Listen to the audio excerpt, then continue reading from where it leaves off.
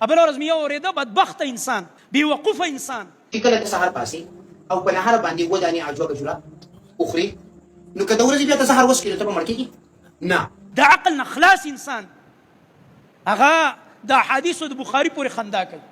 او یو حدیث ذکر کوي، تاسو هم چېرته کلیپ اورېدلی، نور خو سوچه یو لکی نشته، پوره ځناور دی. ځکه چې ته یو عالم ته کښېنه چې تا په دې حدیث پوهېږي. وایي ګوره بخاري کې حدیث کې راغلی دي چې ودانې سار کې په ناره باندې د عجوه کجوري وخوري، نبي علیه السلام فرمایي نو تا باندې به بیا زهر اثر نه کوي، زهر به تاله ضرر نه درکوي او جادو. نو بیا څه وایي؟ ګوره ورته ښه د حدیث کم مطلب بیانوي، چې کم مطلب یې دی درته اوس زه بیانوم. دغه ځناور ته دعوت ورکوم چې الله ته توبه وباسه، کنې الله به دې ذلیل او رسوا کړي. بیا څه وایي؟ وایي بس وایي صحیح ده که نه چې بخاري کې دا راغلي دي، بس زه زار رالم، ته به سار کې د عجوه ساره یو کجوري وخورې او زه دله زار در کوم دا وخوره. د دې حدیث دا مطلب دی بدبخت؟ د حدیث دا مطلب دی؟ کم عالم دا مطلب بیان کړی؟ دا ماته ووایه. د دې حدیث دا کم مطلب چې ته بیانې په غلط انداز، داسې خو په قرآن کې هم ډېر ایتونه دي چې یو سړی به غلط مطلب بیانوي، چې د موسی علیه السلام مور خپل بچی په صندوق کې واچو، سیند ته یې وغورځو، تیم سیند ته وغورځو، کنه شابه قرآن باندې عمل وکړه کنه. د قرآن کې هم ډېرې خبرې شته. د دې دا مطلب دی؟ قرآن کې الله رب العالمین نبی علیه السلام ته فرمایي انا کفیناک المستهزئین، زه تا لپاره کافي یم د دې خندا کوونکو نه، دا څومره مشرکان چې دي او ستا دشمنان دي، زه دې کافي یم. بل ځای کې ورته الله رب العالمین فرمایي انا لننصر رسلنا والذین آمنوا، الله وایي زه ټولو رسولانو مددګار یم، مدد یې کوم. بل ځای کې ورته الله فرمایي والله یعصمک من الناس، الله به دې د خلکو نه بچ کوي، څوک تاله ضرر نشي درکولی. نبی ته الله په قرآن دا قرآن خبره درته کوم، قرآن کې ورته الله وایي څوک ضرر نشي درکولی. نبی علیه السلام ولې زخمي شو په احد کې؟ ضرر یې ورکړو، سر یې پرې مات کړ. نبی علیه السلام سر مبارک نه وینې روانې دي، په مخ مبارک کې په دې اننګي کې د خود کړۍ ننوته، غاښونو ته اړم شوه، صحابو چې ایستله غاښونه شهیدان شو، وینې روانې دي. په طایف کې په کاڼو ویشتلی شو، په خیبر کې زهر ورکړی شو. نبی علیه السلام تکلیف راغی، نو بیا خو نعوذ بالله ظالمه په قرآن هم اعتراض وکړه چې ګوره دا قرآن یو ځای کې الله ته وایي، د الله نبي ته وایي چې ای نبي زه دې د خلکو نه بچ ساتم، او بل ځای کې خلک ورله تکلیفونه ورکوي. د دې دا مطلب نه وي بدبخته، ځان پوهه کا. ځکه موږ وایو چې څوک منکر حدیث دا منکر قرآن دی. د دې حدیث مطلب دا دی چې د عجوه کجورو برکت دا دی، الله پکې دا اثر اچولی دی. ولې ځکه زار خوړل خو حرام دي. د دې حدیث دا مطلب وي که نه نعوذ بالله لکه دا ظالم یې چې وایي چې ته عجوه کجوري وخوره بیا زار وخوره پته به ولګي. نو دې معنا خو دا ده چې نبي علیه السلام یو طرف ته خلکو ته ویل چې عجوه کجوري وخورئ، بل طرف ته حرام وخورئ. زار خوړل خو حرام دي، نبي چاته وایي چې حرام وخورئ. قرآن کې الله رب العالمین چې موږ ته کله د طعام تذکره کوي څه وایي؟ فکلوا مما رزقکم الله حلالا طیبا.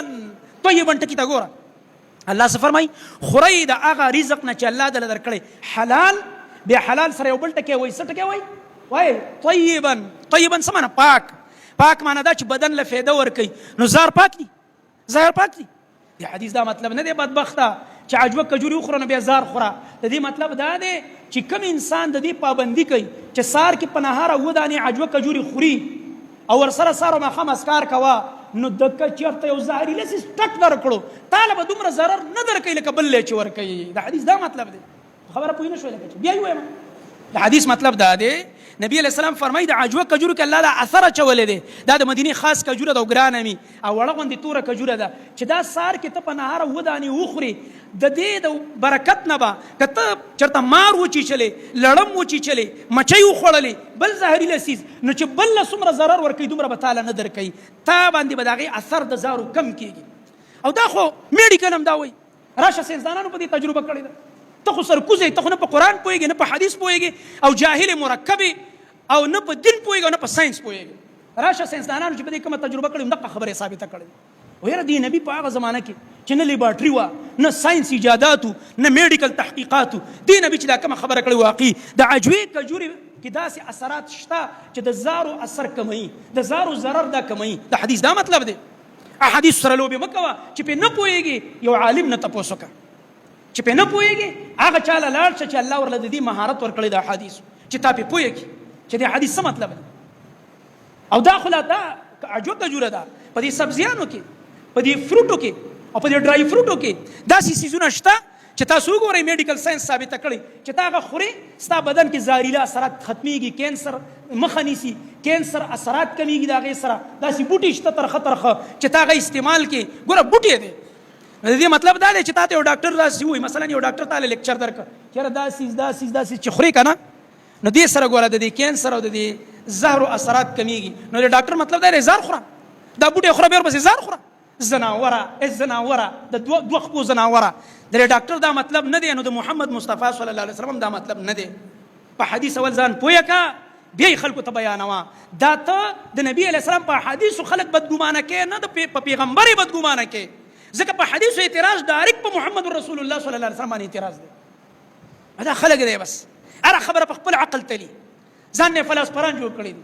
نو په دې بنا باندې زما محترم ورونو کله هم د وحي خبره دا خپل عقل باندې تلل نه دي پکار.